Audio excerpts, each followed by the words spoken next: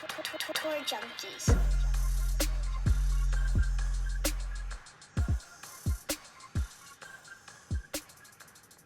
Oh, man, I am excited to get into this one, Pat. I'm excited. We are live on YouTube. We are streaming to the world. And this is the BMW Championship podcast. I'm your host, David Barnett, joined by my co-host, Patrick Perry. How are you, sir? I'm great. You know, I'm doing fantastic today. I doubt we have any first-time listeners for the BMW Championship 2019, but just in case, I wanted to get that Probably out of not. the way. But it's a great evening. We've got a jam-packed show for you tonight, including some breakdown of the BMW, some players we like, the strategy in approaching this FedEx Cup playoff event with only 70 guys and no cut. But we're also going to talk some hot takes. I can't wait. And here's the deal: if you're one of those guys, you're like, I'm tired of hearing about Bryson. I'm tired of hearing about slow play. I'm tired of hearing all the same old stuff, beating the drum. That's fine. Totally understand. You probably want to skip forward a little bit or put us on time and a half. You know what I mean? And listen a little quicker because it's just what we do. There's plenty of people that listen to us that aren't on Twitter, so they don't get inundated with all the tweets and all that stuff. I will say this though, Pat. If you followed us on Instagram lately, in the last month or so, our Instagram game has jumped up a lot of levels. A lot Oh of yeah. levels. Um, Yes. you're missing out if you're not following us on Instagram at Tour_Junkies. And this past weekend was no exception. We had some flaming hot Instagram posts about the weekend's activities. And again, if you're tired of hearing about it, I get it. This will be we'll slow down. We'll pump the brakes after tonight. We're not going to hammer you with that. You know what I mean, Pat? I know you don't want to do that. How you doing tonight, buddy? Yes. By the way, I meant to ask you that. What's the podcast juice? I'm doing great. I got a little transfusion tonight. It's transfusion season, being here in the summer, and so that's what I'm going with. Yeah, feeling good. Had a good week on DK. Finally, after a while, I had a really good profit last week, so pretty excited. I was on Patrick Reed. I mentioned him on the show, in case you didn't happen to hear that. You did, yes, very good. So, and if DJ had come through for me over the weekend, it would have probably been a pretty magical week. It would have been a magical week for me. Yeah. But that was not the case. So Yeah. I'm blaming DJ, but I still did have a very good profit. So I'm pretty excited about that. Yeah, I'm excited about the Instagram page. I even had I had a few synapses fire over the weekend and had a couple of decent ideas. So I was pretty excited about that. And pretty radical. So, yeah, the season's winding down. I'd be lying if I wouldn't tell you that I'm ready for a break after next week. Now it's only going to be a 2-week break, but I'm a little bit ready for that because we get football season, get to kind of enjoy the first couple of weeks of that, and then we'll get back into the grind of another season where they've added more events in the fall. Yeah. We might have opinions on that later. Yeah. But yeah. So. Well, while we're talking about the Instagram, I'm gonna go live real quick, and just while we're on Instagram, and just let people know that they can join in on the show. We're actually recording the show right now live, and people on Instagram can hop on YouTube and follow us. And there's Pat. There he is. Pat, wave to the camera. Wave. Yep. And so you guys can participate in the show if you just join on YouTube. And watch along. We love it when people watch, they comment. So far, Josh Kistler is already on YouTube saying, there's Pat's punchable face, which is always fun. So yeah, hop over on the YouTube channel of the Tour Junkies and watch along if you're not doing that already. While we're here, while we're kind of like promoting ourselves, I got to say this, Pat. A couple new things came in the mail today, and I'm pretty excited about them. First of all, are these two lovely stickers. Look at these new stickers we got here. Wait, this is really confusing. All right, I'll just show you one at a time. Yeah. Here's the first one.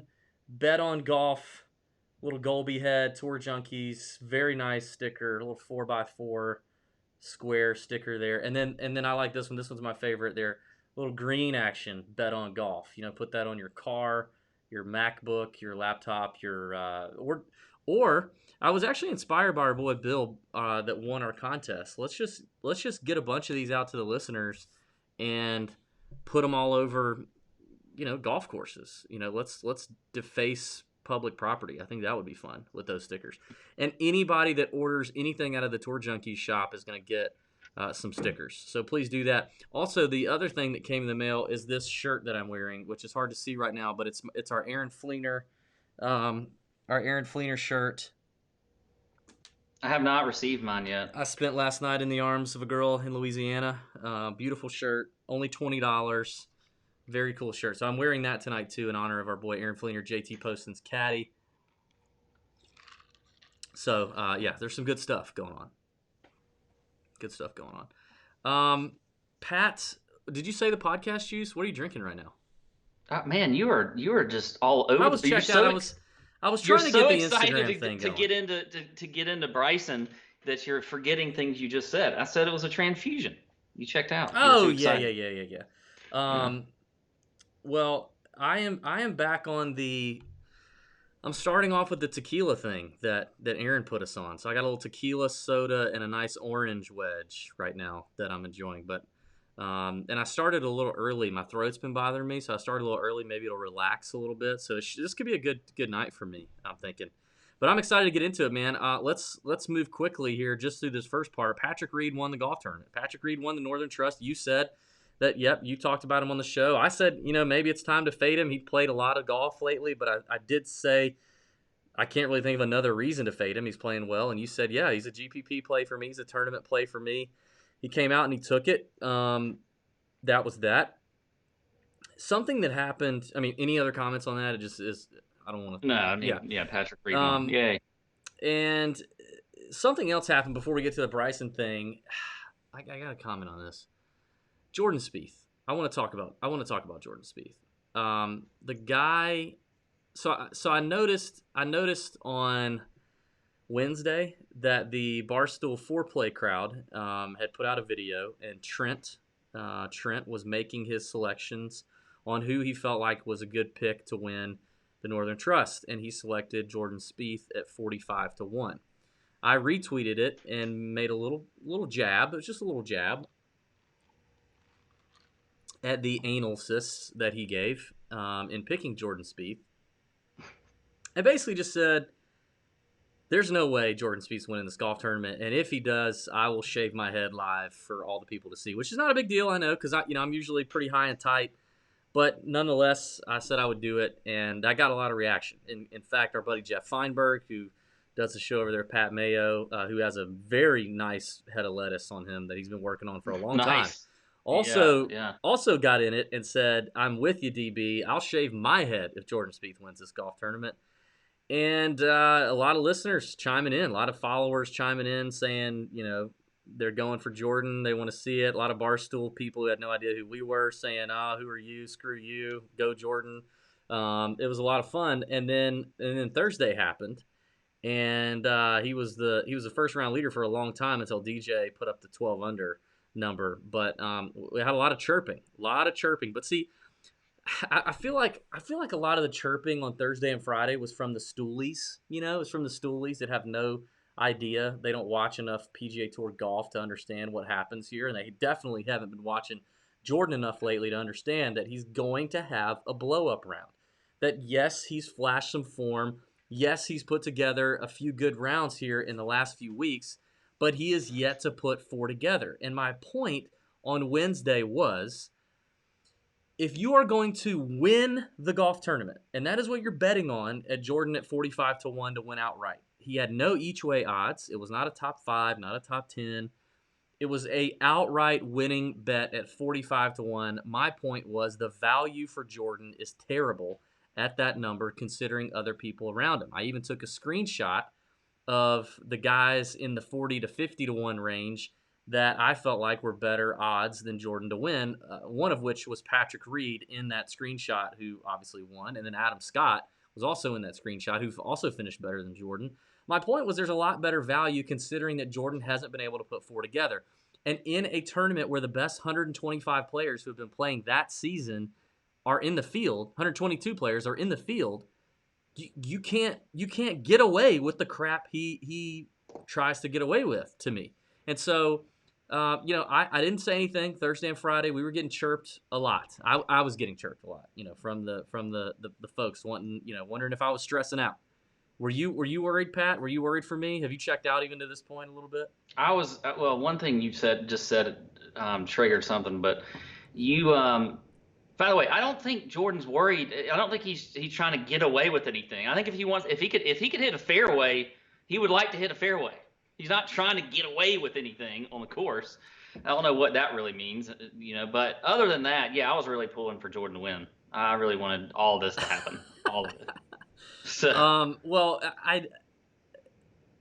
to me, it's like, I don't know. It was just a dumb bet to me. It's a stupid bet to me when he's done what he's done. Before this past week, 2 of the last 3 golf tournaments, he has shot opening rounds in the 60s and then shot 77s in 2 different tournaments. He followed it up with a 77 in 2 different tournaments of his last 3 prior to the Northern Trust.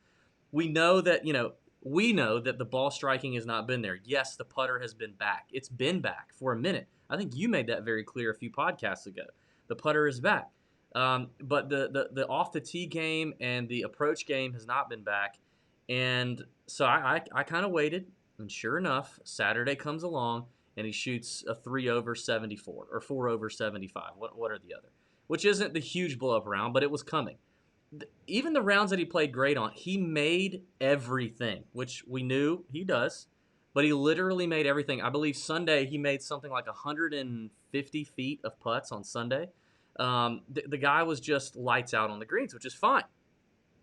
But you have to put it all together to win in that field. That was my point. To win in that field, you have to have it all going, and you have to have it all going for 4 rounds. It can't just be 3. You can get away with that at the John Deere. You can get away with that at the freaking Wyndham this past year. You can't do that in the first leg of the playoffs. So I didn't buy it, and I got away unscathed. And look, Jordan finished 60-something in strokes gained off the tee at the Northern Trust, 50-something in strokes gained approach. He was second in putting and top 10 or something in strokes gained around the green. So he did exactly what he's been doing. He continued to do exactly what he's been doing.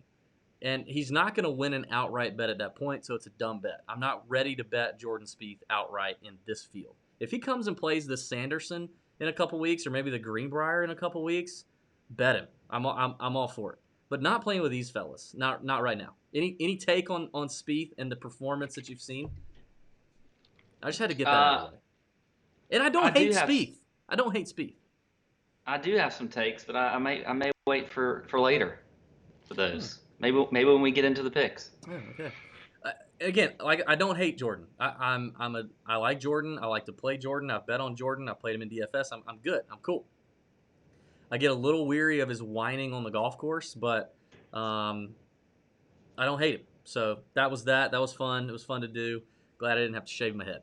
I actually didn't tell my wife about it. So I'm glad I didn't have to do that. That would not have been good. So yeah. Now let's get into the topic of the day. I want to talk about Bryson DeChambeau, Pat. And I'm going to try, because I don't want to take over the podcast. A lot of people think I do that anyway. I don't want to be that guy right now. I don't want to spit it all right now. I want you to kind of tee it up. I want you to talk about it. Tell the people maybe that don't know or maybe weren't on social media or didn't get to watch a lot of the coverage. What in the world happened with Bryson DeChambeau this weekend? All the things that happened. So, golly, all the things. So many things. So many things happened. So, the triggering point were the 2 videos that came out of him. I think it was Friday's round, or maybe it's Thursday. I don't know. It all kind of ran together. The days don't matter. The days don't matter with this. So, anyway, there was one video of him taking forever, walking 100 yards all the way up to a green, and then coming back before he hits the shot. A shot that really wasn't, in the eyes of most folks and commentators, that difficult, that needed that much time, in preparation for. Then what really triggered everybody was a video of Bryson taking 2.5 minutes to putt what was about an 8-footer. He went back to his yardage book and whatever science is in there like twice. You had all these things in the background. So you had like JT in the background, looking at his imaginary watch, bending down on the ground, kind of shaking his head. You had the commentators talking about it. I mean, it just everything culminated in what eventually was actually a missed putt. So like didn't even hit the hole. Yeah. So it took off from there. Twitter got a hold of it, which I have a little take about. But that happened, and then he comes out and he kind of makes things worse because he starts talking about how he goes back to, again, he talked about this I think a while ago, where he walks faster to the hole than all the other players, and then he blames the caddies and he does this and that and whatever else, and so he goes off and he says, and then he talks about he goes to Brooks Koepka, but he says if he wants to say something, he can say it to my face. But he didn't say it to Brooks's face. He said it to his caddy's face, which makes it even worse because basically you're calling out somebody saying, "Hey, talk to my face," but you won't talk to their face. Anyway, that's the background of it. He's incredibly slow. It was tough to watch. So there you go. I'll let you. Well, I want to know your take on the Twitter thing. You said you had a take on Twitter getting a hold of it.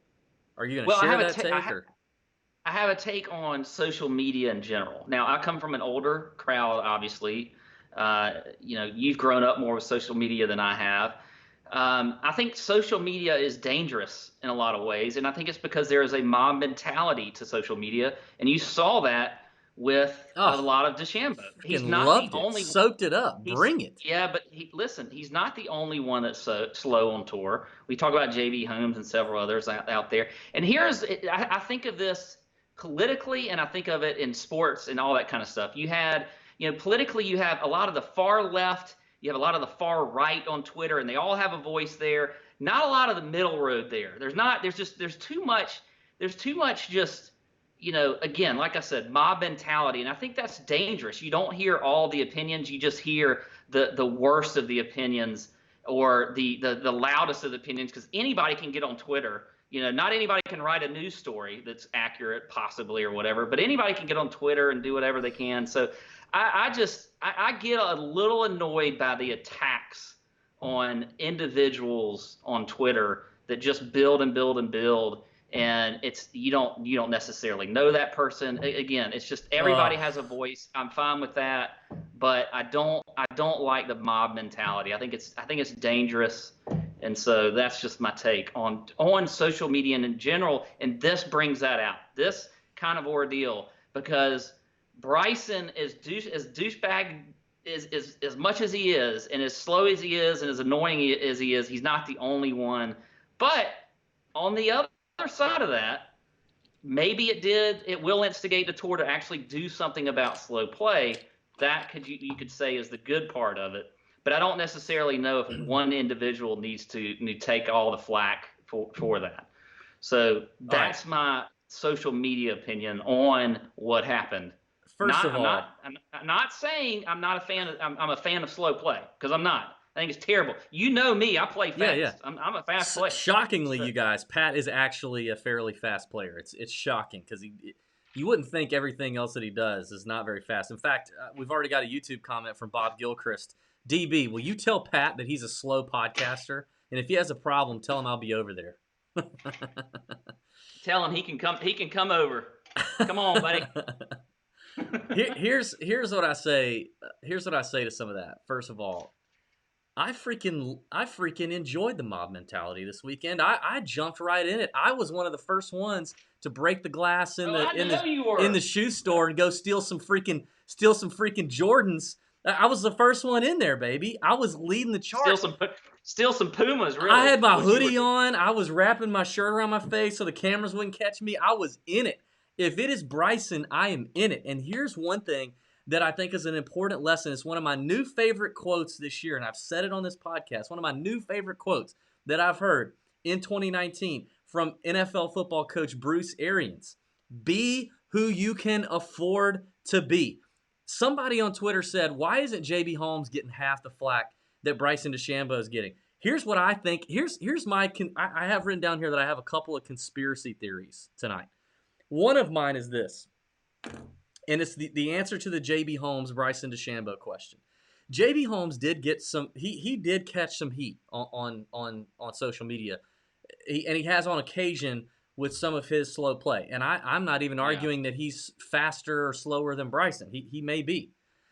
Here's what you've not seen with JB. You've not seen near the amount of tour professionals come out on social media and put their name on the complaint and put their name behind the microphone in a press conference for speaking out. You've not seen that. We've seen Brooks do it. We've seen Rory do it. We saw Luke Donald, former world number one, get in it on Twitter this weekend. Lucas Glover was pretty staunch about his opinion this weekend. He never tweets. He's tweeted about it. Roberto Castro the castrator freaking nut cut Bryson DeChambeau harder than anybody on Twitter. You had all these tour pros come out. You cannot compare. Come on, you can't compare Bryson and JB Holmes as far as their Twitter presence, as far as their presence on Twitter or social media or their polarizing personalities. It's totally different. But Bryson has created. You're not letting me finish my point. You're not letting me finish my point. You're not letting me finish my point. I'm not comparing their social media presence, but what I'm saying not the presence, but the polarizing factor. But that's a problem. That's the problem. It is be who you can afford to be. Bryson is not liked. Here's one reason why me personally, it didn't take me long to dislike Bryson, because I've heard from three different very credible sources that have worked with Bryson, not just on the tour, but have worked with him on the equipment industry side and have worked with him in the commercial side, like the marketing commercial aspect of him, that have worked very closely with Bryson. And on 3 different occasions, 3 different people totally unrelated to each other told us very detailed stories about him being a total asshole to people that he's around. Okay? He gives that off anyway in press conferences. If you watch him enough, he gives that vibe off anyway. Sure, there's stuff he does for the camera. Sure, there's, he signs some autographs, he shows up, he makes some appearances, whatever.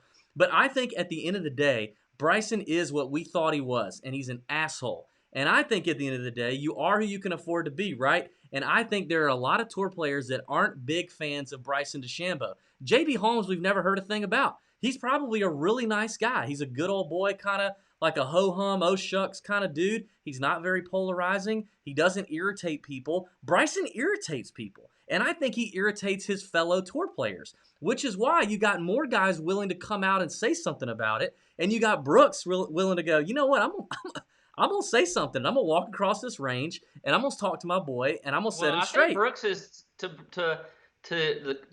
Brooks has said stuff to JB too. I think Brooks is an equal opportunity. He probably is. I'm just saying the volume of tour players who injected themselves into this conversation over the weekend means everything to me. I don't care how many fantasy golf people or golf podcast people. We're all going to have wild opinions just to have them, and because that's what we kind of do. That's our thing. We enjoy doing it, and some people enjoy listening to it. Some people hate it. But when you see the reaction from the tour pros, that they're so willing to put their name out there, so that, and Bryson, you didn't even say this, like Bryson was all over social media this weekend. This boy was commenting on everything. We were tagged in an Instagram post that he was in, and I got notifications all day on Sunday that Bryson was commenting. He's defending himself. He notices this stuff. So if these tour players that are putting their names on saying, hey, this is ridiculous. It was an 8-foot putt. Give me a break. Eddie Pepperell called him a single-minded twit. Like, if these guys are willing to put their name on it, knowing that he's out there on social media browsing around, then I think it's because they just flat out don't like him. And this is a good marketing lesson. Hold on, this is a great marketing lesson because, again, it is be who you can afford to be. If Bryson if he would handle himself differently and not act like a pompous butthole all the time, then he might not have near the shitstorm he's got. But I actually think there's a chance this bites him from a marketing standpoint. Now, I also think that golf needs a villain. I love golf having a villain. It made this tournament so much more exciting to have the villain. Patrick Reed's been a villain. Bubba's been a villain. I get it. Golf needs people. We need this. It's great for the game. I'm fine with it. if Bryson doesn't want to be that guy, if he doesn't want to embrace it, which a guy like Patrick Reed does want to embrace it, it seems like Bryson doesn't really like it. He wants people to like him. The problem is he's not very likable. And so now he's got. David, that's a great segue for what I was about to say. This is a news flash for you, I think. It's not. People don't like me. David, there's a lot of not likable guys on the tour. Yeah, a I lot. know. Let me name them. Let's talk about guys we've talked about. John Rahm. Oh, he's too fiery. He's got a bad temper. DJ, he's dumb. Jordan Spieth, whatever. He can't play freaking golf. He sucks. I mean, everybody has something is not likable. I mean, so. Okay, yeah, but okay, so what? But that's true for anybody you work with, Pat. You work with how many people, and there's something that you don't like probably or might not like about everybody you work with, but there's always the one guy or two guys that you really don't like, and they give you more reasons than the rest of them to dislike them. And that's what Bryson has done with the people that he's working with on the PGA Tour, right? I hear you. That's just my conspiracy take on it. He's also, if you still remember, he's a very, very young kid who's learning his way through things. And you've got, you're going to make mistakes. I know, hell, me at that age, my God. Yeah. I don't know. But it's you at your age now. Well, yeah, my age now. But I'm just saying, I mean, I don't know. I mean, I'm not a fan of slow play. The video is nauseating to watch. I'm triggered as soon as I watch it. But I think that's where, the social media everybody goes and piles on him, and then they don't ever sit back and say, well, what if that was me? Or what if I had, had to take that? Then you hurry your ass up if that's you. We're not talking about something. And this is the other thing I want to say. This is the other thing I want to say about slow play. It is not about the fact that, they can only go as far as the group in front of them, or they're going to be waiting on the next tee anyway. I understand that argument, but here's the thing. When you're playing with a slow player and you're not a slow player, even if you know you're going to have to wait on the next tee, you're not thinking about a golf. You're not thinking about what you have a shot to hit. JT and Fleetwood were not done with the hole. So even if they had a 10-minute wait on the next tee, for Bryson to do what he did while they've not finished the hole is the problem. You're affecting your fellow competitors in your group, even though your slow play may not be holding up the group in front of you, or you may be right behind the group in front of you or whatever. But when you are playing that hole, you're holding up the guys that you are in the group with and messing up their rhythm, their tempo, their flow when they're on that hole. So.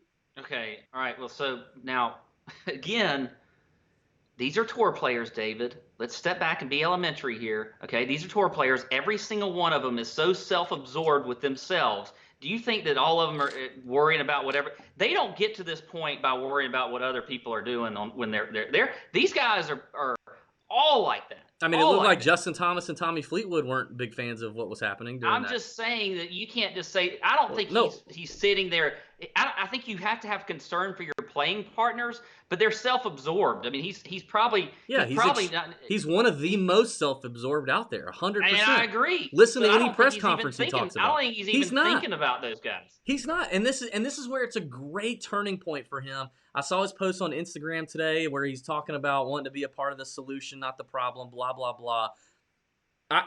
Only time will tell if that's true. Only time will tell if that's true, because here's a great thing about the lynch mob on social media is there may be a chance that lynch mob is going to change the rules, as the PGA Tour has announced they're going to look into the slow play policy. Now, maybe they are, maybe they aren't. Who knows? But we do know that slow play has been a problem before. We know that players have spoken out about it before. But I've never, in at least my last 6-7 years of watching golf, I've never seen a weekend where it is as frontline topic as it was this weekend, and a lot of people getting upset about it and the product that it brings, whether you're there in person or watching on TV. And if that's enough to cause the PGA Tour to go, okay, let's think realistically how we can handle this, then I am all for it. That's where the lynch mob is great. Change occurs. Change happens. I think, speaking of being self-absorbed, if you're a Twitter people and you think that you're like making some sort of change because of your lynch mob, I think it's because the players have been saying it. We've been here. This is not a new story. It's not like this is some new story that just came out this past weekend. Brooks has been talking about it, very outspoken about it. Several players have been outspoken about it all year. Like, just kind of, I'll say this is sort of where it culminated to a head, but it's been talked about. And I think you would have seen the tour probably say in the offseason they were going to look into it because of what, I mean, No way. I'm pretty sure we've been talking about this on several occasions. We have, this but the year tour's never been ready to do something real about it. You've had multiple players, not just this weekend, but at all times, say what's going to have to happen to change is not leave the flag stick in. It's not all this BS. It is penalties, stroke penalties, and upholding the rule that's already written. Brooks said it best. It's not a subjective decision if my ball goes in the water that I have to take a penalty shot to take a drop. That's not subjective. So if the rule is what it is, then uphold the rule. If you want to write in some gray area to the rule, some judgment to the rule, or whatever it is you want to do, then write that in. But it's just a blatant not following the rules. Everybody's scared to pull the trigger. Or what they do is they pull the trigger on people who aren't really, big time players like Bryson. Well, I think I haven't read the rule, so I gotta be honest about that. But I do think the rule has you have to be off. You have to be behind your time to be even penalized. So if your whole group is playing together at the right speed, I don't think then you can get on the clock. I don't think they can put you on the clock and then. Which means JT and Tommy are carrying Bryson's butt because he's so okay. But you just said uphold the rule. I think if they're on a time, they're playing with the way they're supposed to, then you have to change the rule, not uphold the rule. You have to change the rule. You got to change it to where then you can call it if a certain by player. But then I don't know how you do that, but you got to do it by player because you can't do it by the group. Yeah, I see what you're saying. I'm not saying it's an easy solution. I really don't. Maybe they should have like a referee out on every hole who has a whistle. And like if they get like behind or something, like Bryson, like can you see like Bryson like in that right before his 8-foot putt, a referee comes up and just hammers on a whistle, one stroke penalty. An air horn would be great. Slugger White with his air horn. I'm here for that. I know we spent a lot of time on it, but there's only 70 players in this field. I think at the end of the day. This is another great quote that I'm going to drop on you. I'm just going to give you all kind of knowledge tonight. One of my favorite all-time quotes. Change occurs when the pain of staying the same becomes greater than the pain of changing. And I think this may be a great example of that with the PGA Tour. There's been a little bit of pain for years on slow play. A little bit of outcry, a little bit of headache, a few tour players here and there, a few caddies here and there for years.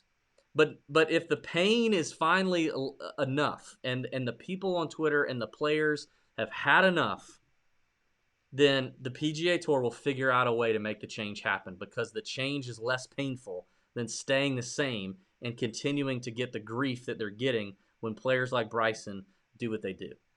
So I think it's an awesome thing to watch. We won't try to beat the dead horse in subsequent podcasts unless there's new news.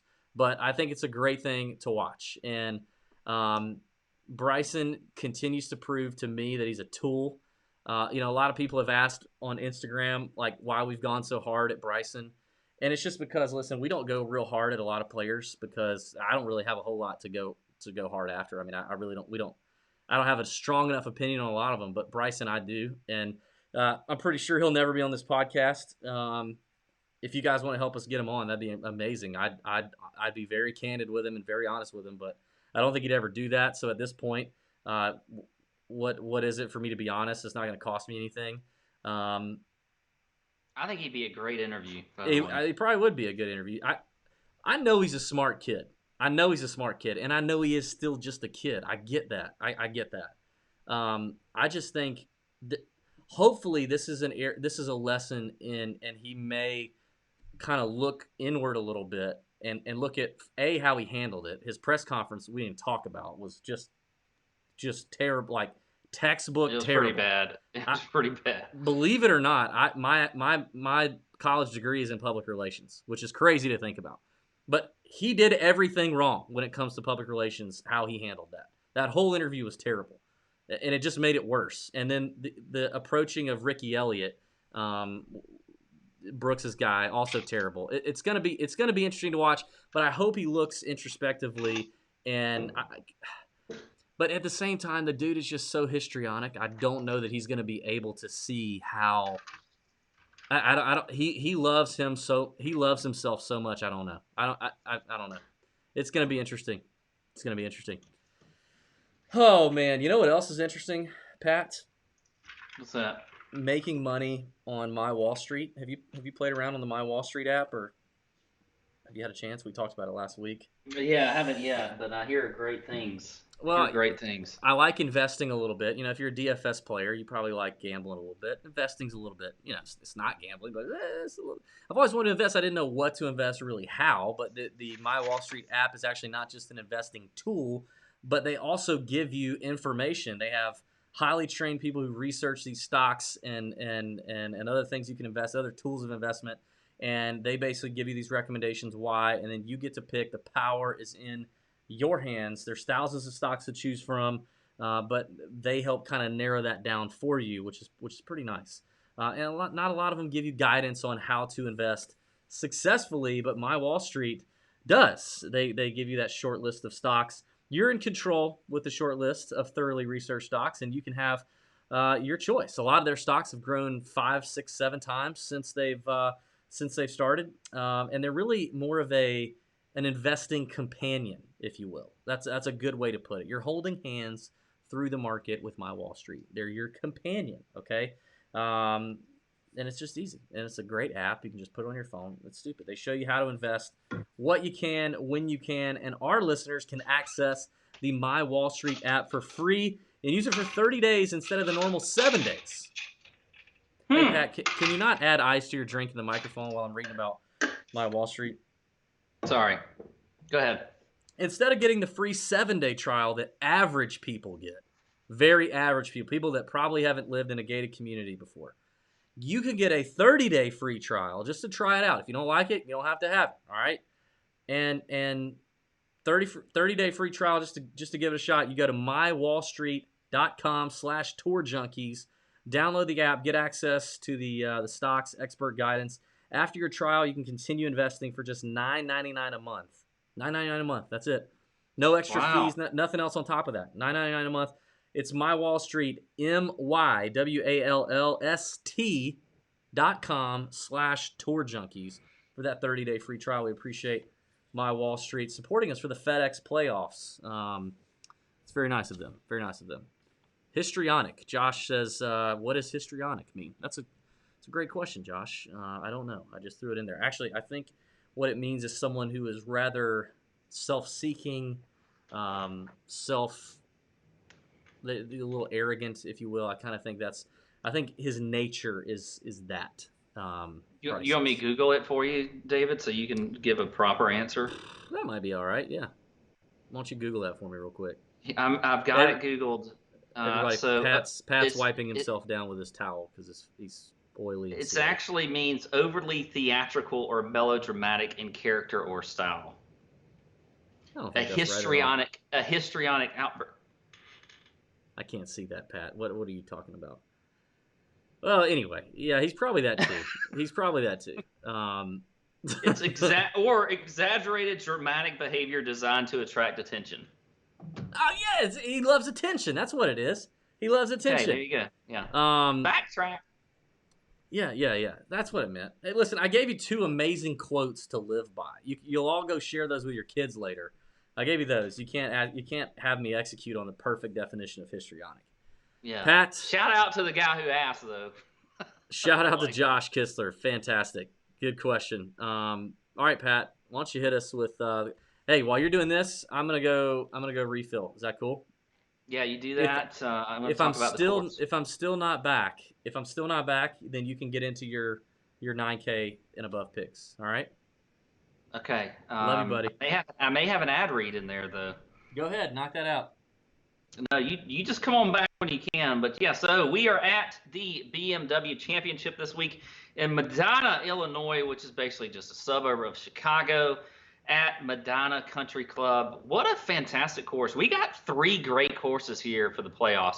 When you think about Liberty National last week, You got Medina this week, which is a major championship venue, and then East Lake next week for the Tour Championship. Medina is a par 72. It's playing just over 7,600 yards. We got 70 players in the field this week. No cuts, so no more cuts for the rest of the year. 4 par 5s. Number 5 and number 10 are playing 526 and 578 yards. So definitely a little bit more gettable than the 7th and the 14th, which are 617 and 609 yards respectively. So those are not necessarily your eagle holes or your birdie holes, because they're going to still be tough. You got 4 par 3s here, all over 190 yards. And 3 of the par 3s here have water that you're going over. So that is definitely going to be something that is going to be interesting. And number 13 plays 245 freaking yards, which is basically a driver for me. Okay, you got also a ton of long par 4s out here, including number 6, which actually plays 509 yards. And then you have the drivable 15th hole. Has water all down the right, but it's only about 330 yards, so that'll be interesting to see whether or not these guys go with that hole. Tree-lined fairways, like we see with these old classic courses, bent grass greens with a little bit of a blend of Poa in there. You got several elevated approach shots into these greens. The fairways are, they're generous. I wouldn't say they're narrow at all, but with the tree line along the side there, you still got it. You want to hit it you want to keep it in the fairway here. I don't think the rough will be incredibly penal, but I don't think the fairways are going to be that tough to hit.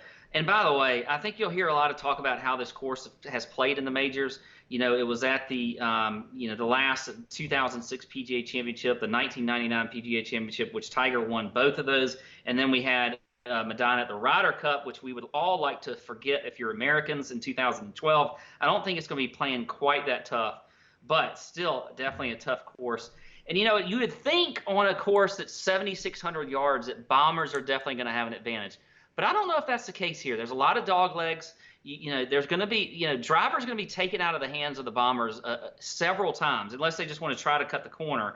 So I don't know if you could just say across the board the bombers are going to have, the most, advantage here. There's going to be a lot of long irons into these par 4s. So we're looking at stats. I think, maybe proximity at 175 plus might be something you look at. I am still looking at strokes gained off the tee.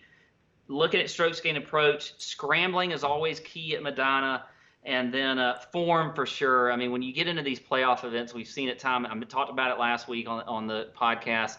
These guys that are in good form, you're wanting to look at. Reed is a perfect example of that. He's just been steadily increasing his form to what we saw last week. So I think form is definitely going to be something we look at.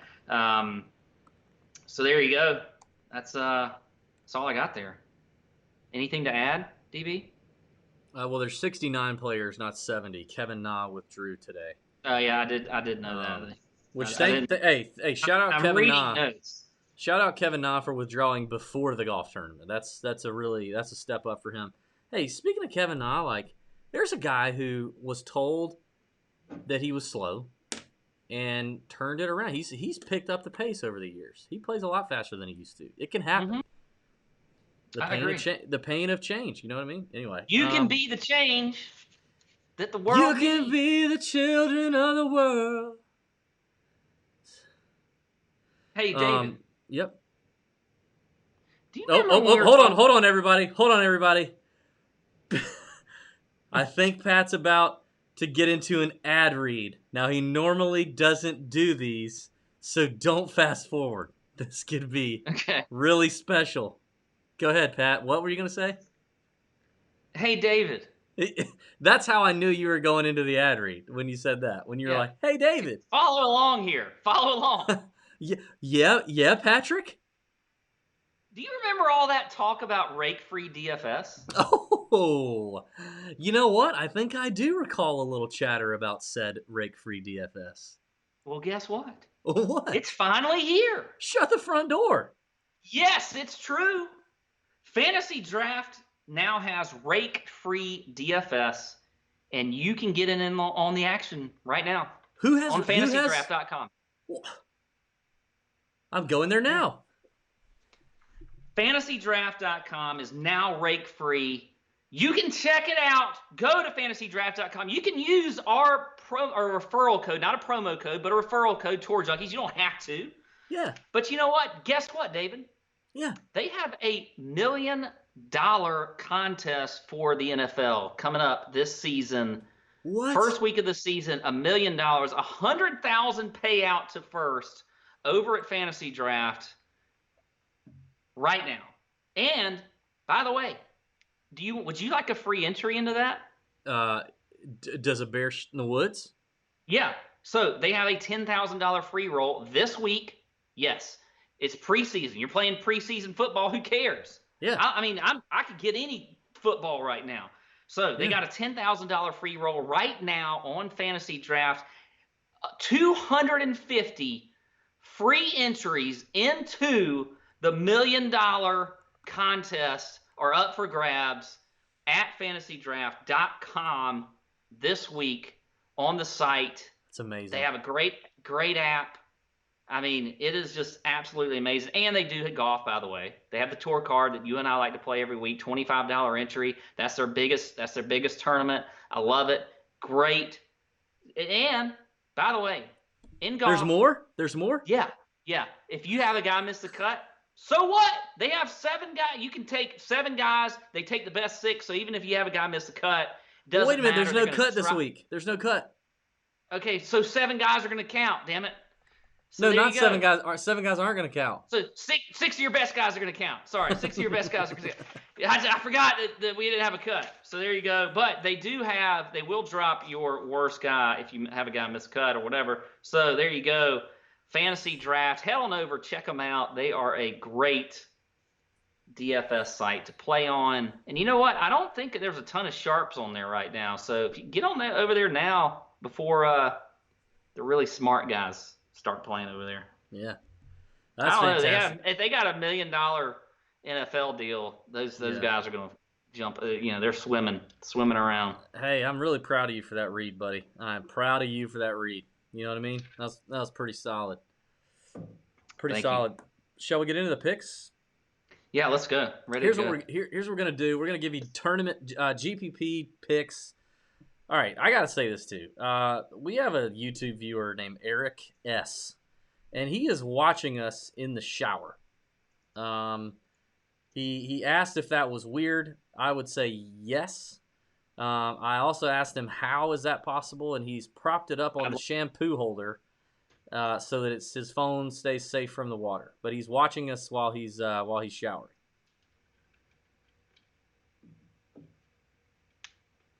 Thanks for listening, guys. Hope you have a great night, great weekend. May your screens be green. Nope, just kidding. Thanks, Eric. I think. Here's the deal.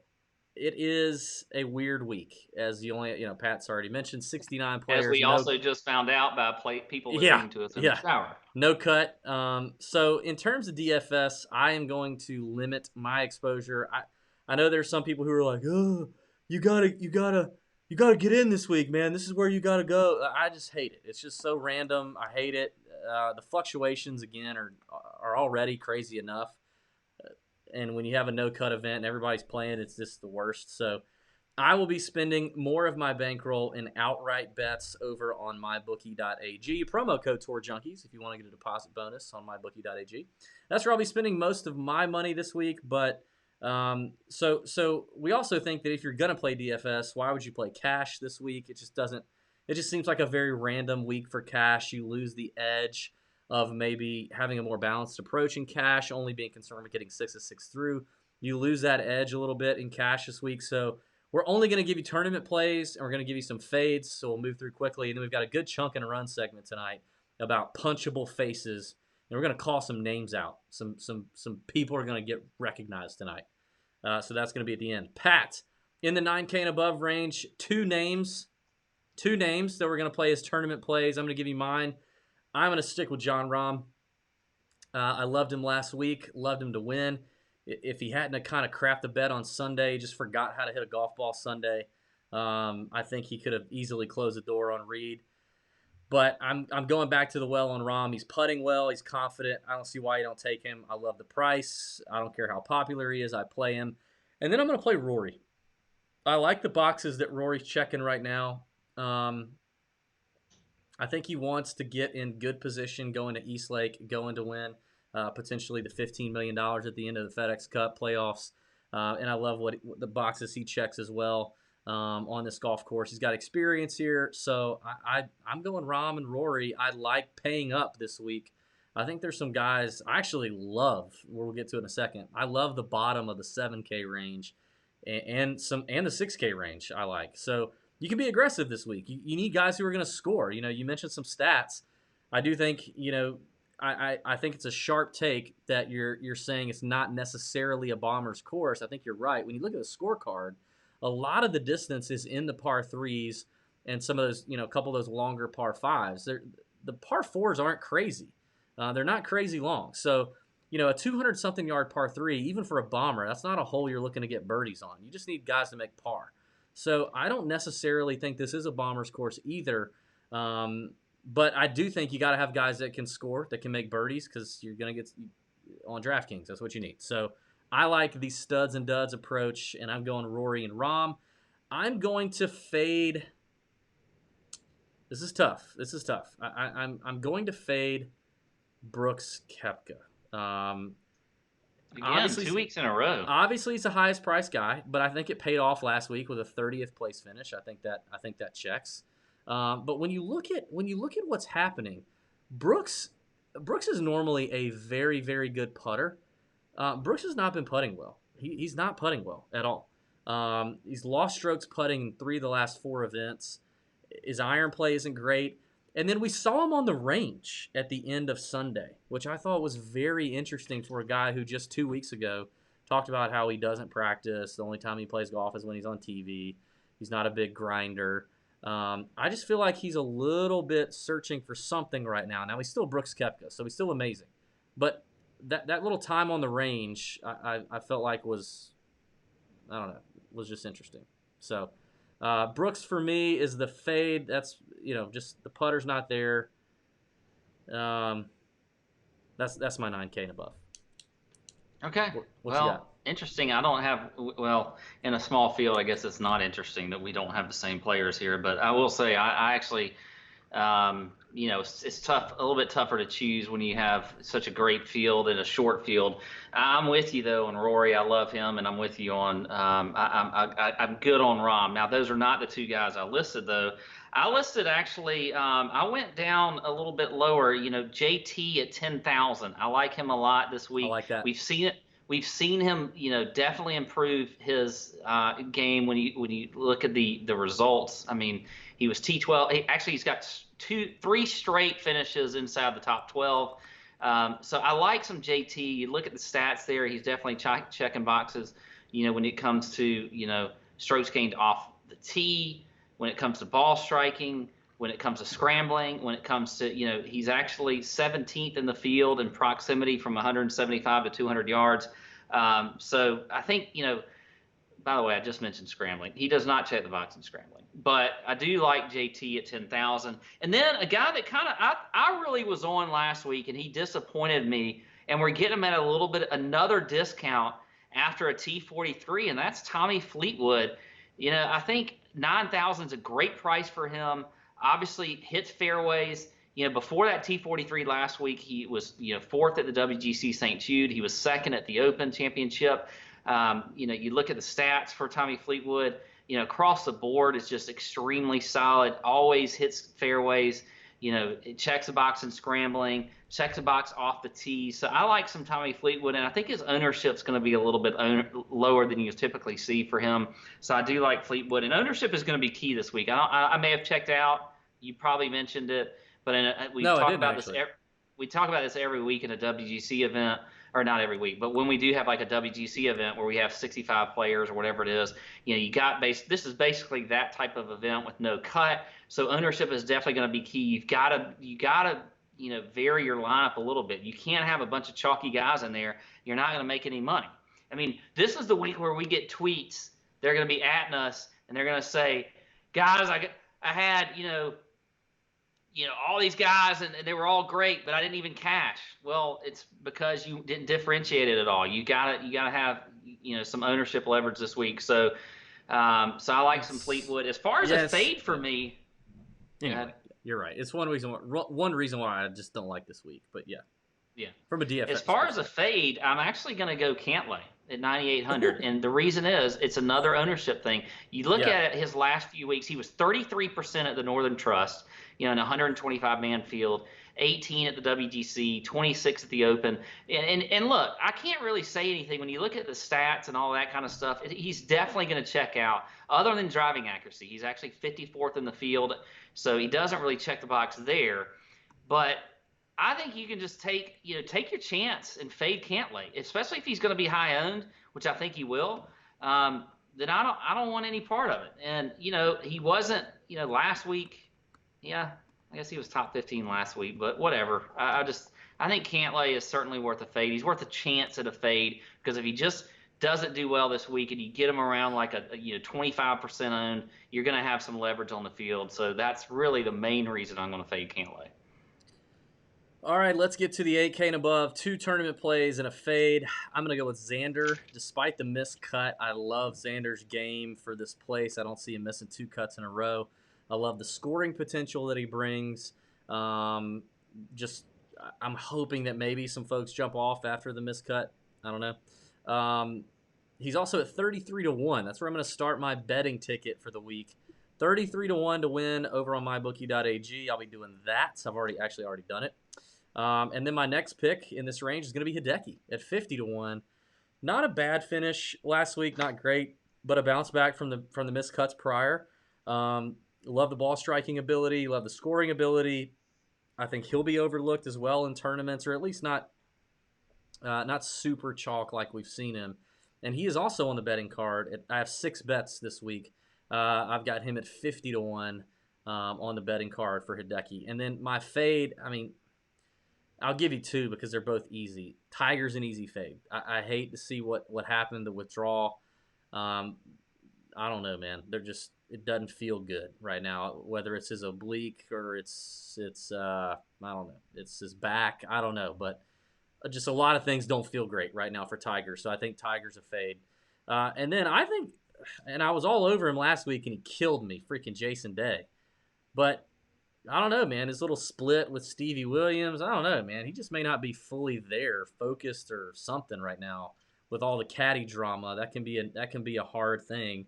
He got brought into the whole Brysons slow play press conference, which doesn't have any effect on this, but it's just funny. I don't know. I felt like Tiger was such an easy fade. If I got to go with another one, I'll go Jason Day. That's it for me. Okay. All right. So I'm going to start with my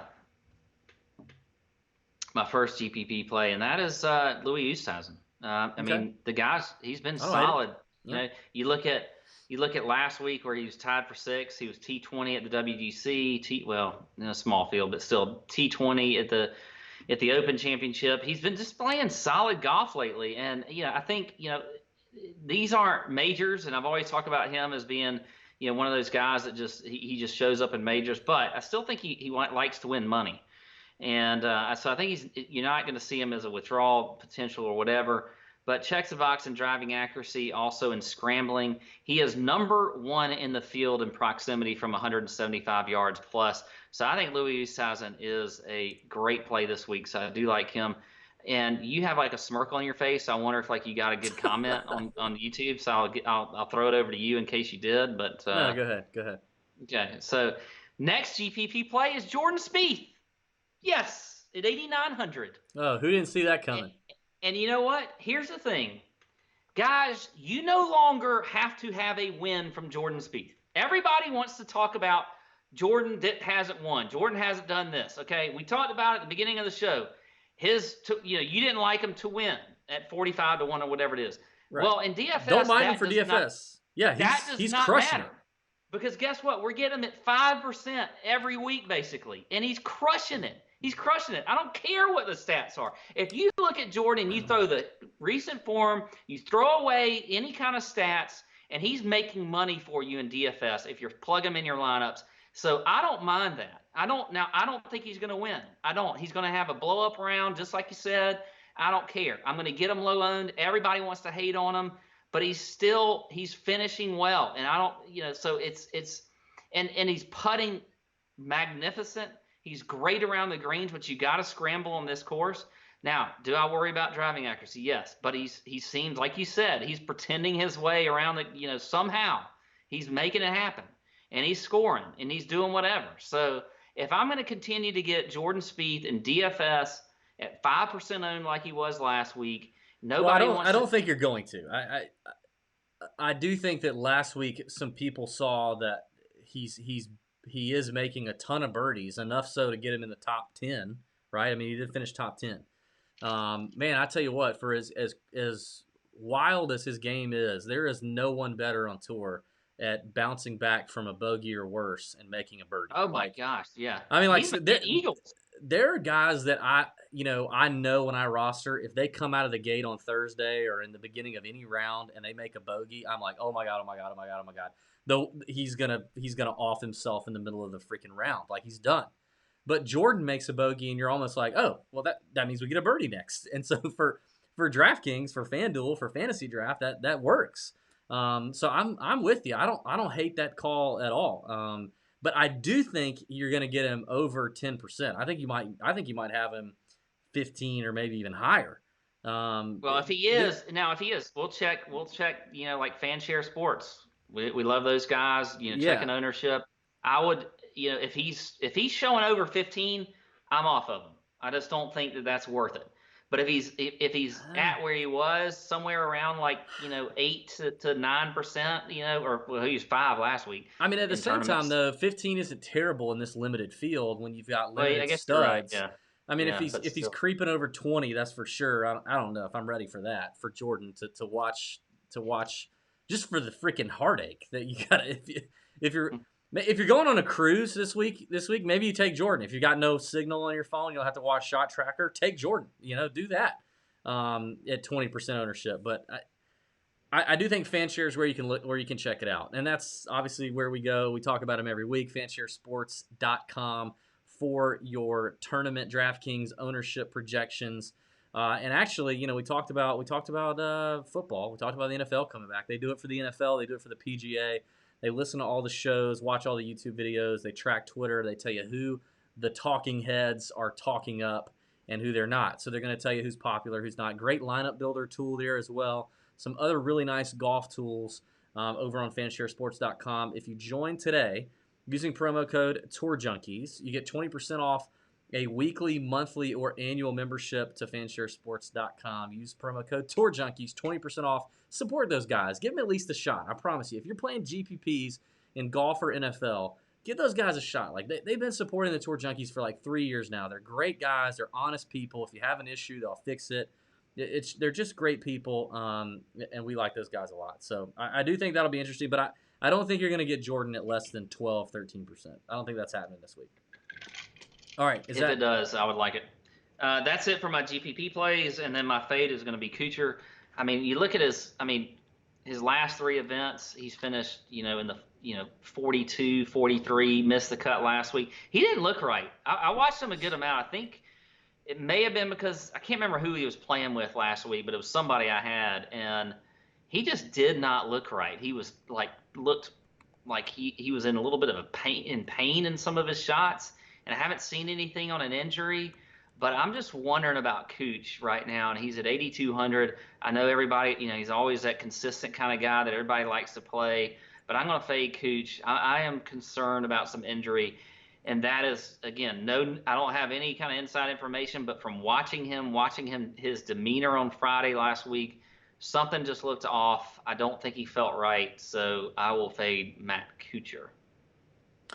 All right, 7K. We're going to give you 3 tournament plays, 2 fades. I'm going to make this sweet. I really like the lower end of this range, and I think you've got some great guys here who are playing well and have the skill set to play this golf course. That is Charles Howell III, who's playing well. He's trying to get in his first FedEx Cup in a long time, I believe.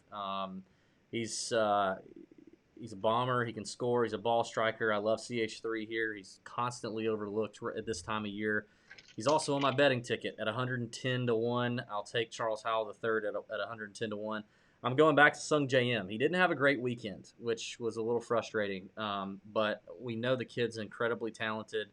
We know he's trying to make it to the Tour Championship. I think M could really, really compete here at Medina. So I'm going to go with M. And then I'm going HV3, who we almost saw win. And I had him at 300 to 1 with an each-way top 5. So that cashed. Actually, that cashed better than a Jordan Spieth 45 to 1 outright ticket would have done. So HV3 had a great week, phenomenal weekend. If it stopped today, he'd be in Atlanta for the Tour Championship, but he's on the bubble, so he's got to play well. And I like the confidence right now, having almost closed that one out this past week. He's on the betting ticket as well, not at 300 to 1, but he's at 125 to 1, which I still love that number for Harold Varner III. I'm going to fade Morikawa just because. Very expensive guy. No, liking the studs and duds. He doesn't really fit into my build, my lineup construction strategy. It's obviously a big tournament. The stakes are getting bigger for the young guy. I don't know. I'd rather pay for the guys I mentioned for the upside. I like Morikawa a lot. I think he's super talented, but I'm just not going to pay that price when I can get these guys below him. I'm also going to get rid of Andrew Putnam. I think Andrew Putnam's run has run out. And I think now this field is a big boy field for him. I think Medina is a little too big boy for him as well. And some of the stats, they're just not quite there for Putnam. So I'm going to finally get off the Putnam train with you. Now, you've been on him a lot, but and that's great. He's played really well, but I'm off. Those are my fades. Wow. Somebody just asked on Twitter, Pat, why are you so sweaty? You just start a fight club? And then Josh Kistler said, we don't talk about Fight Club here. Hot. Guys, Pat has very naturally oily skin. Very oily. Very oily. But that also means he tans like a Greek god. You put him out in the sun for a few minutes and he just got this lovely tan. It's unbelievable. It's that olive skin I was blessed with, but it is oily. You're spitting out olive oil at the moment. So I'll say I agree with you. Well, I don't agree with you. Sorry, on Putnam. I like him. He's actually one of my GPP plays. I'm going to continue it. He's been in good form. We're continuing. We're going to get him low owned for sure. I mean, I get Andrew Landry and Putnam confused. You and I were talking about that I think the other day. I can't figure those two out. But you look at it. I mean, he was T12 last week, T24 the WGC St. Jude. Top 32 at the Open Championship. He's just been, extremely good. Has gained 13 strokes over those last 3 events. So I like Andrew Putnam. I think he's a good play. You're probably going to get him low owned again. So I am. He was one of my tournament plays. So I'm okay. I get it. You're going to fade him, whatever. Also, Jason Kokrak at 7,800. Another guy that's just sort of, he's been he had that great start early in the year and then kind of fell off a little bit. But you look at his last couple of events, T6 at the Wyndham, T12 last week, has played incredibly well, definitely checks boxes.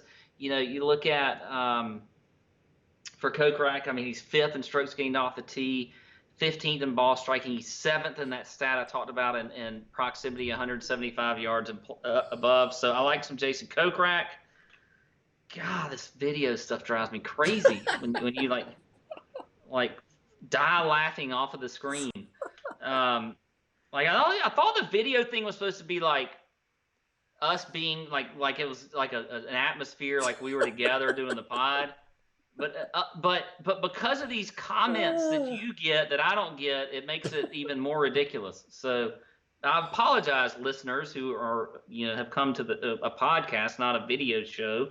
Guys, anyway, Pat has been so burnt up about us switching to this live YouTube video since day one. He totally throws out the fact that you guys love it, and it's gotten an amazing response. We already have over 1,000 subscribers on YouTube, which is great. We really appreciate that. That's awesome. He doesn't even talk about that. He just talks about how his OCD can't handle the fact that we do things differently than we did them for 3 years. It's not just that. And that he doesn't like the comments that I can't see. You can see things that I can't see. It makes it like if I could see it, right? Well, I'll tell you right now. Tell me how the hell I'm supposed to see these comments, and I'll watch them. you got to get another monitor, and you can watch live on YouTube. But our boy Josh Kistler is winning the comment battle Kistler, that on guy's come YouTube up tonight. like 5 times in this podcast. Because he's being funny. He said you glisten like a rotisserie chicken. Jeez. I was wondering why I was getting so hungry. I feel like I'm in Publix right now, and you're just I sitting am a there little bit hungry. like a chicken in the bag. Okay, last but not least, as far as the tournament play, I do like some Ryan Moore at 7,700. He's got 2 straight Ryan Moore 7,700, 2 straight top 20 finishes. Okay, so that's gonna get your attention a little bit. And his Can I tell you what gets my attention? When these people on Instagram think I look like Francesco Molinari. You get mad about the YouTube thing, that really pisses me off. Okay, well, Ryan Moore, by the way, has literally been like 2% owned all year long, and except for like randomly. But like last week, he was 1.5% owned. Did you just hit yourself in the head? No, I think I was itching. Anyway, 2 straight top 20 finishes. Smacking the weave? Yeah. So I like some Ryan Moore. God, you keep throwing me off. All right, Stats, you're done. Whatever, off the tee, he's there, ball striking. It doesn't matter. All right, who you like in the 6K range? Do you want my fades? I'm going to fade Woodland and Leishman, okay? That's who I'm going to fade in that 7K range. Okay. All right, 6K range. Love Corey Connors. Yep. Coming around again. Stats fit. Freaking form amazing. Is fantastic, you know. Yep. And then here's my flyer play. Literally, I don't know what he's going to do week in and week out. I have no effing clue. What? No clue. But his ownership is going to be low, and I just feel like he's a guy that you put in your lineup. Like, the person that wins $200,000 this week is going to have Siwoo Kim in their lineup. I just know it's going to happen. Yeah. It's just going to happen. It's going to happen. I'm telling you, Siwoo Kim is going to be in some huge GPP win this week, and it's because everybody's going to hate on him, and he's just going to come to play, which he does at times. We've seen it. So I like him. 6,500. I mean, whatever. He was 5th at the Wyndham. Yeah, played well. I like the Corey Connors play. I also have Wyndham Clark on give me a tournament where I don't have to worry about a missed cut. I like Wyndham Clark. Played really well this past week. He is a scoring fool.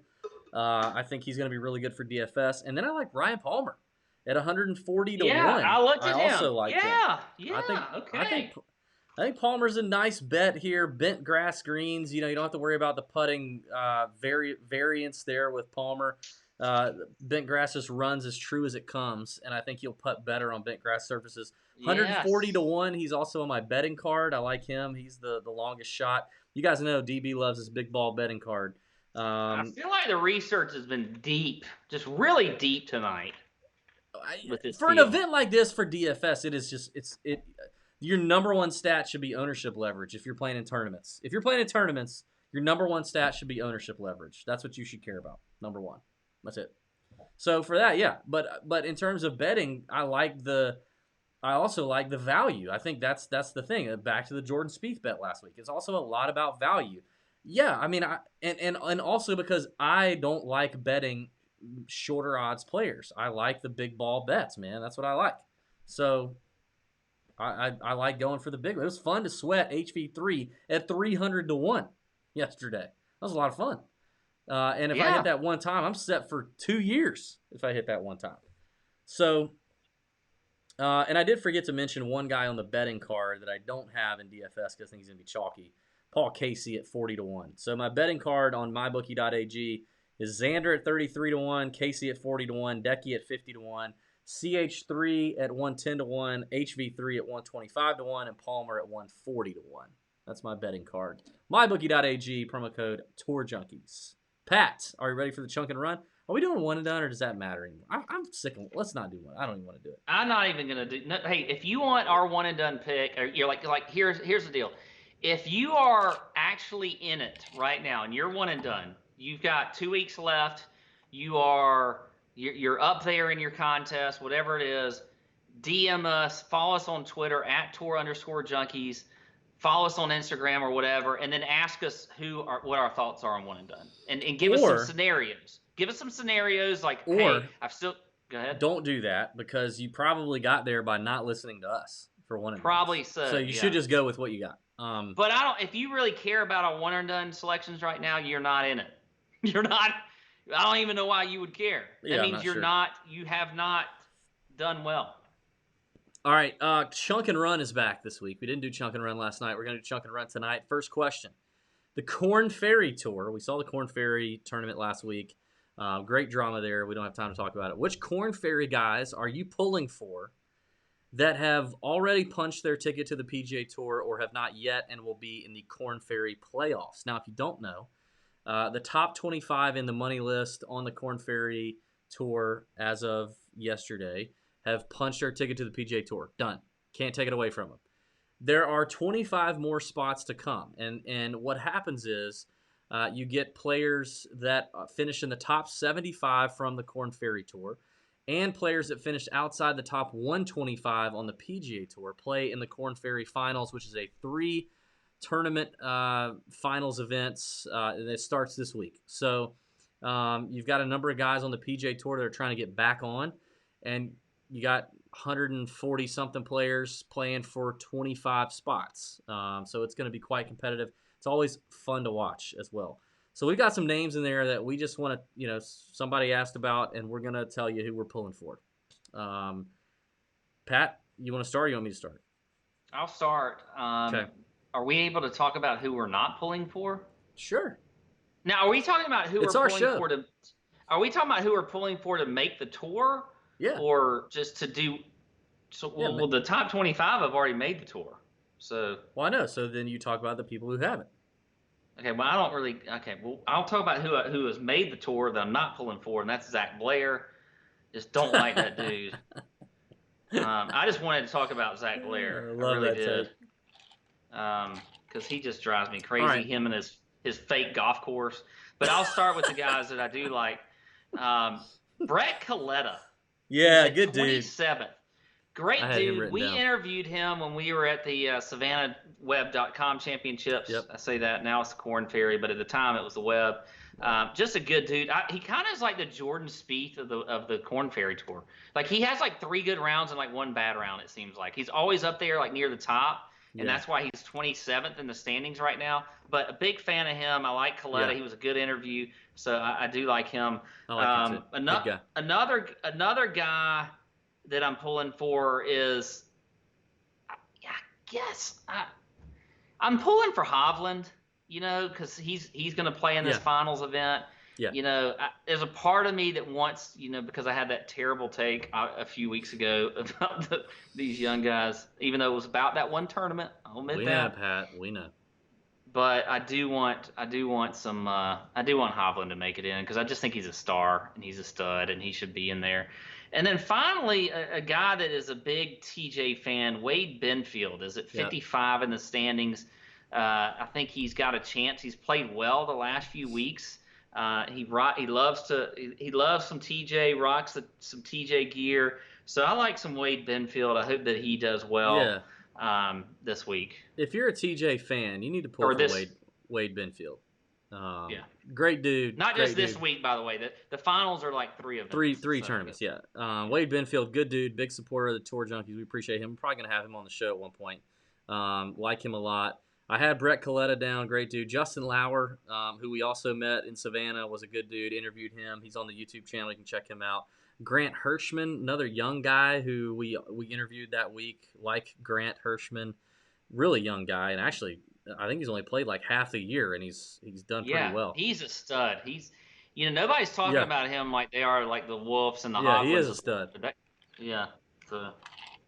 And then some guys on the PGA Tour this past season that need to fight their way back on.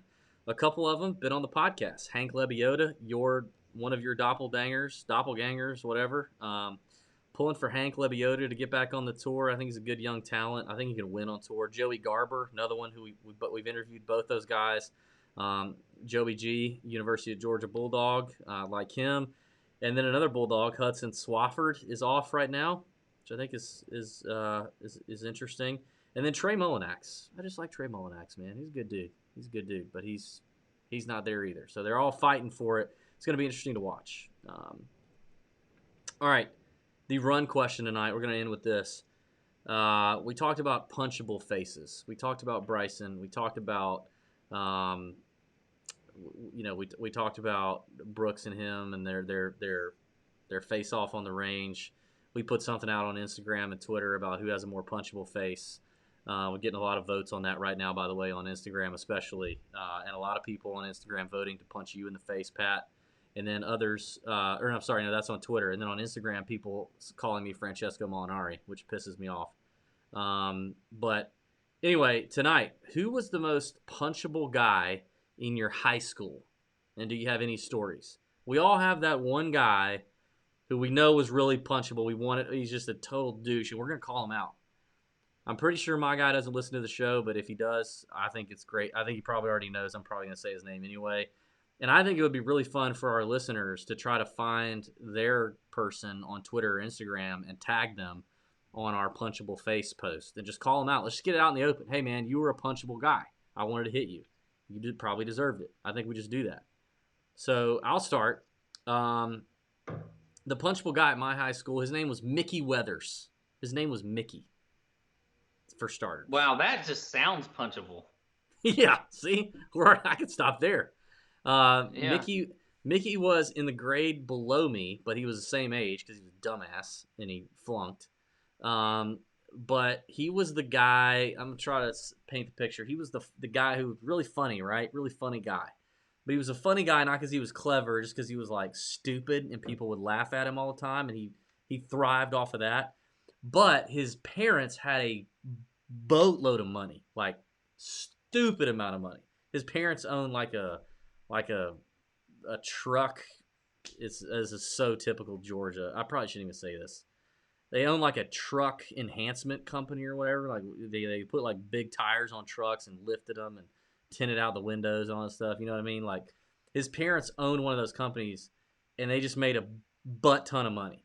So Mickey had like an awesome truck, and he had all this money, and he was chubby though. So like I don't know. Anyway. He really irritated me, but I'll tell you one quick story that really set it off for me. I never really liked him. He played football. I played baseball. He wasn't even that big. It wasn't like a big dude. He was shorter than me, but he was a little chubby. But in my school, the football team and the baseball team did not like each other. So we already had things against each other. And one day I found out because I went to my truck. I parked obviously on site. I was a senior. He was a junior. Now, my first vehicle was not a nice vehicle because I didn't have rich parents. I had a 1988 Toyota truck. That was the make and the model. Make, Toyota, model, truck. Like on my registration. Because at that time, Toyota didn't make anything other than cars and then a truck. And it was like the little single cab, 4-cylinder, 0 to 60 in like 9.5 seconds, half-ton pickup, right? And it was my dad's old truck that I inherited. It was a piece of junk. And that was my car. I go out to my truck one day and discover that it had been, in the parking spot, it was straight, right? But it had been turned sideways in the middle of the school day because Mickey led a contingent of other buttholes to pick up my truck because they could. That's how small it was. To pick up my truck and turn it sideways in my parking spot. I was not happy.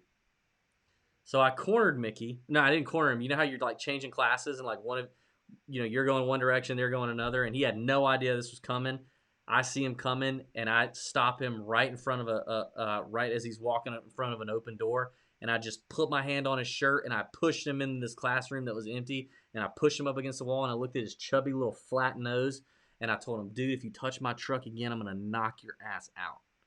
And that was last I ever heard of Mickey. But I wish I would have just gone ahead and punched him. Most punchable guy in my high school by far, Mickey Weathers. Wow, okay. Poor Nicky. He probably would have, yeah. Yeah. Anyway, so as anybody that listens to us might know, I was more of a lover than a fighter growing up. I still am. Why would they know that? For what reason would they know that? First of all, you fight me over everything on this podcast. No one on here would think, oh, you know what, Pat? That guy's way more of a lover than a fighter. You piss and moan about everything. You're so sensitive. Anybody that knows me personally nobody here. Okay, well, would say that. They would say that I would about never me, say that, and I know you personally.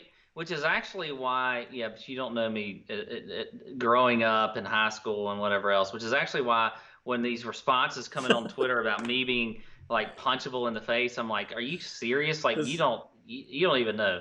But anyway, that being said, I think of the only like real guy in high school that I like actually fought like and did. I may have punched him. I can't you remember. did him? That was did punch him, Oh. but I don't know if I punched him or not. I think it was maybe more wrestle.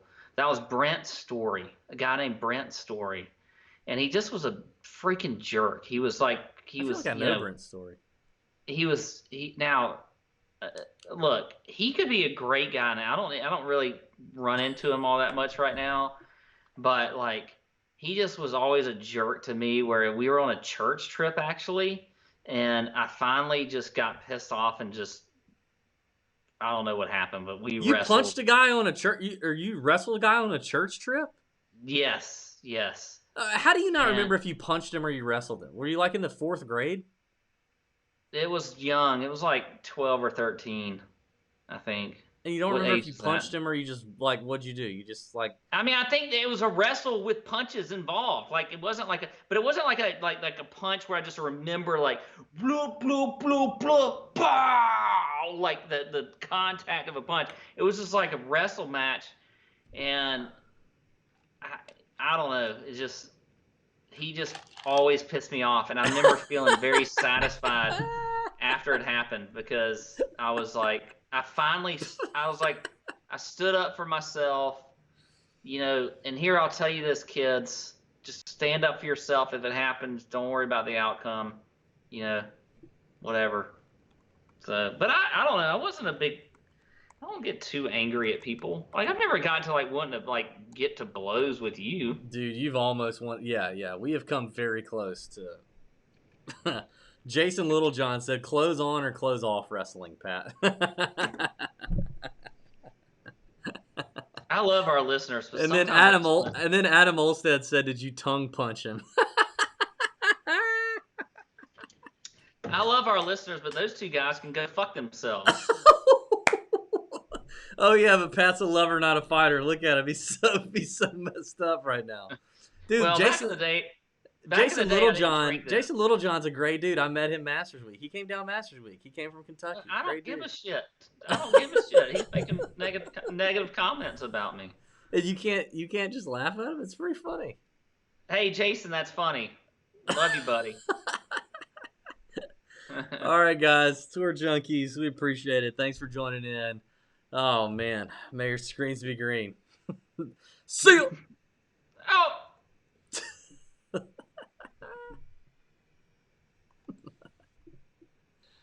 Oh man. Save this before I forget.